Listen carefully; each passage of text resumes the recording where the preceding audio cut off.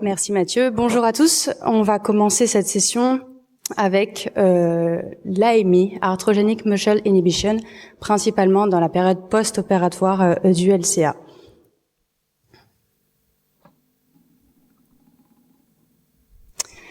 Donc l'AMI est décrite et connue depuis plusieurs années par de nombreuses équipes.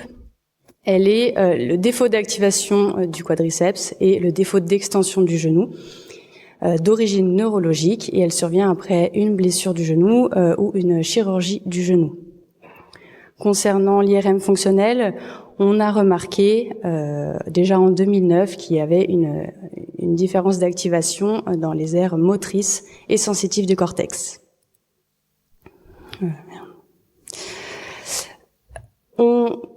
On y est souvent confronté dans la vie de tous les jours, dans nos cabinets, que ce soit chirurgien, médecin du sport ou kinésithérapeute, après blessure et après chirurgie.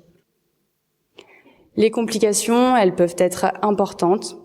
J'en citerai quelques-unes, mais globalement une atrophie du quadriceps, une faiblesse chronique, des douleurs chroniques, une fibrose de l'articulation jusqu'au cyclope, et on a forcément une altération du bon mouvement de l'articulation avec de l'arthrose précoce. Et finalement, aujourd'hui, il y a peu d'interventions efficaces qui sont décrites dans la littérature.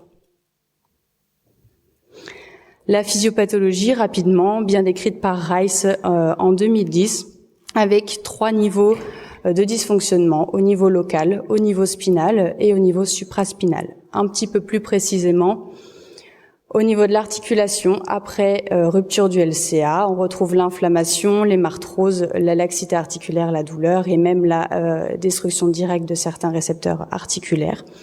Tout ceci entraîne une diminution, voire une abolition de l'afférence sensitive, avec comme conséquence une dysfonction au niveau des boucles réflexes spinales, augmentation de l'activation des ischio-jambiers avec le réflexe de flexion et une diminution de l'excitabilité du motoneurone à destination du quadriceps. On a même les affluences supraspinales avec l'inhibition du quadriceps qui est volontaire. La classification, donc elle a récemment été publiée par l'équipe Santi. On a le grade 0, une activation normale du vaste médial oblique qu'on voit ici bien se dessiner sous la flèche.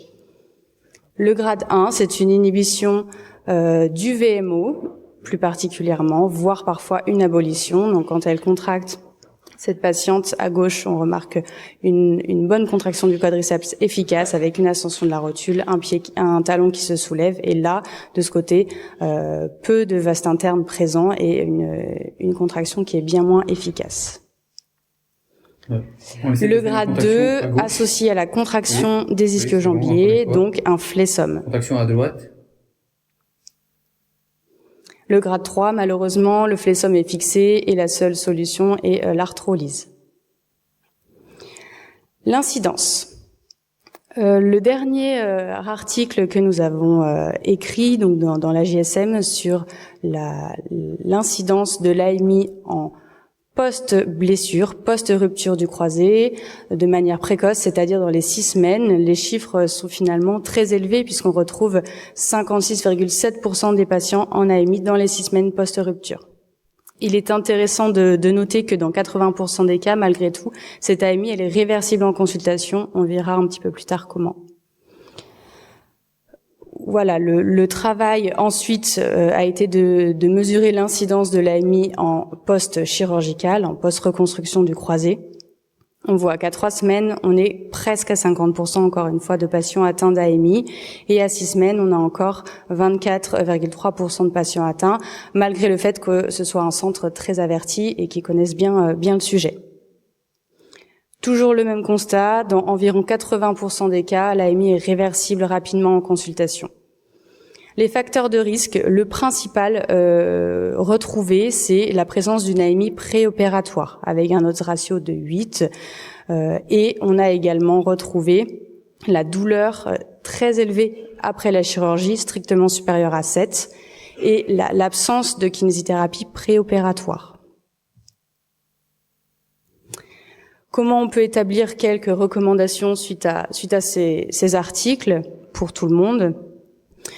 Déjà, si on a un flessum, c'est qu'on a la contraction réflexe des ischio-jambiers au début, et le but est de la réduire en faisant des exercices de contracté-relâché pour fatiguer les ischio-jambiers. Donc là, on met le patient en DV. On essaye d'agir sur les facteurs locaux. Si on a une grosse hémarthrose, on peut très bien la ponctionner. Et puis, j'attire aussi votre attention sur l'importance de l'antalgie et du traitement anti-inflammatoire en post-chirurgical. Petit aparté sur le biofeedback, on a vu il y a une interruption des afférences sensitives après une chirurgie ou une rupture du croisé. Il est intéressant de rajouter une composante visuelle pour aider le patient. Donc quand il a une bonne contraction du vaste médial, il a un retour visuel. Et ça peut vraiment les aider. Qu'est-ce qu'il faut conclure? Donc l'AMI, c'est une inhibition réflexe centrale du quadriceps, plus ou moins associée dans certains cas à une hyperactivation des ischio-jambiers. Les conséquences, elles sont très lourdes, on l'a vu, et on a estimé que l'incidence était de presque 60% après une rupture du croisé en phase précoce et 50% à 3 semaines post-chirurgicales. Très important, tous les patients doivent retrouver une extension complète et une bonne contraction du vaste interne avant toute chirurgie du genou. Je vous remercie.